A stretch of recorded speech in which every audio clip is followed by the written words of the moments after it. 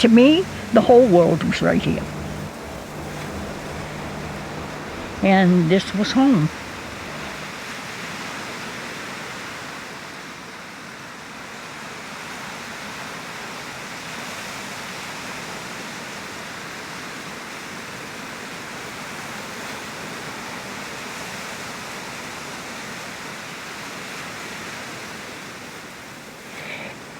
The other thing I wanted to say was I didn't spend much time talking about my father, although I did talk a lot about my mother. My father was very taciturn, very Victorian in his views. I never, ever heard him swear. And tell you the truth, most times fishermen, every other word was a swear word. No matter what happened, no matter if something boiled over or something was spilled or I dropped something and caused him untold hours of extra work by doing that, he never ever swore. The most I ever heard him say, "By the Lord Harry," or "by the great horn spoon," or "what in time have you done?" But never a curse word. My mother, on the other hand, said "damn" once in a while, but not my father. Very Victorian. He was the one that insisted on manners, table manners, very important. And you could not come to the table in the morning unless you were sick. You could wear your bathrobe. Otherwise, you were dressed, your face was washed, your hair was combed, and the animals had been fed, and you could come to the breakfast table. He was, as I say, very taciturn, but he told wonderful stories, and he could remember everything. But a lot of things that instruction that he would give you would be with hand signals, which I think was a hangover from fishing. Because if you're on a fishing boat, the wind would take your words. So if he wanted you to stop something, he'd go like this. If he wanted you to go, "Come ahead, come," or "Stop, stop." And so you had to be on your toes all the time. But he was a wonderful, wonderful storyteller and a very meticulous person about things that he did. He was very good at splicing.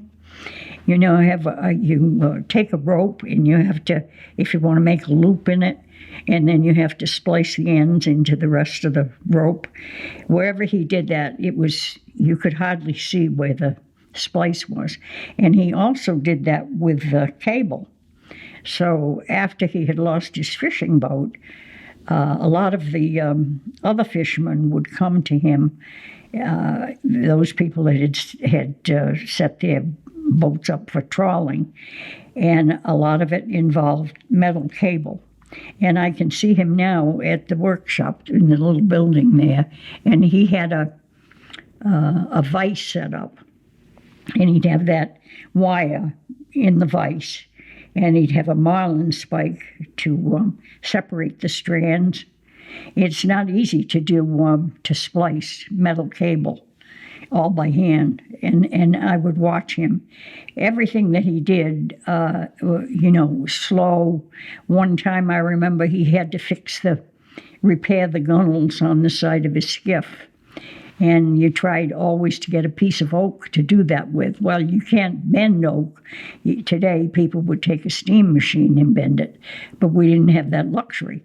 So what he did was he shaped the gunnel, and we took him over to the little pond that was near the house. And he left them in there for 2 weeks. And this was usually when it was warm weather and the water had warmed up. Then he'd bring that home, and while it was had a little give to it, shape it around the skiff and fasten it, with screws and things. We didn't just walk because we had to. We walked because we liked to. And if my father said, "You want to go for a Sunday jaunt?" of course, I was always ready. And now we'd go to the East Beach, and we'd turn left, and we'd go around Clay Head. We'd go around Settlers Rock, Sandy Point Light, up the West Beach, over by the hippocampus where the boys' summer camp was, and around Salt Pond until we got to where it's now called Andy's Way, and on home. So that was probably a 5 or 6 mile walk. And of course, when you go to the beach like that, if you saw wood, you tossed it up above the shoreline, and it was an unwritten rule that if you saw wood stacked like that above the shoreline, you knew that somebody had put it there, so you didn't touch it. So one day, we were very lucky to find a telephone pole, and now the telephone pole was probably about 25, 30 feet long, and my father was trying to figure out how we would get that. So he went to the house and he got wedges, steel wedges, and a top maul. And he hammered the wedges at various places down the pole and split it either into 2 or 3 pieces. Well, now that meant carrying it home. And I'll tell you, that was the hard part. So he put the big end on his shoulder, and I had the lighter end on my shoulder, and we set off for home. Now, it was fine going along the beach because it was level. When we got to the point of going up to the house, there was a gradual incline there, and he could feel me. I thought to myself, I can remember saying, this thing is going to cut me in two. I'm never going to be able to make it. So finally he said, I think we should rest now, because, of course, he could feel that I was sort of collapsing under the weight. So we put it down halfway up this little incline and set out again. And we had to do that twice before we got home. Now that was, I think he cut it into 3 pieces. And I can tell you, that was a lot of work. But it was wonderful to have it, because at night he would go down to the woodpile where he had a sawhorse, and he would saw that into pieces, and then he would split it on the stump that he had there, and the post. And it was my job at night to pick up the kindling and take it up that was left from this splitting, and pack it and have it for my mother to start the fire in the morning. But it was lovely to be down there. There was a rhythm to the sawing, and my father could saw very evenly. And there's a way to do it that, you know, some people will take the saw and bend the saw blade, you know, to drive my father crazy. I never could do sawing well, and he couldn't understand why I couldn't do it. But at night, he was always down there really at dusk. And I love those times. We'd watch the evening star come out. You remember you told me that you took a walk down to Dory's Cove and watch the sunset.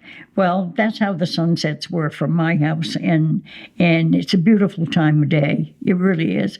Twilight has always been my favorite time of day, and because all the little creatures, the night creatures, come out, and the stars. And when you're outside, you know, you don't. If you're used to being outside, and the light is disappearing, your eyes become acclimated to that, and there's a lot of light from starlight.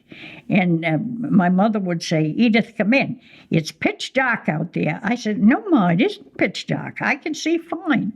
And I could, you know, and because I love that time of day. And then that meant bringing all that wood that my father had stacked up.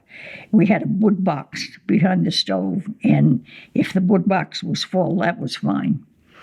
So that was the little story about splitting wood and being with my father.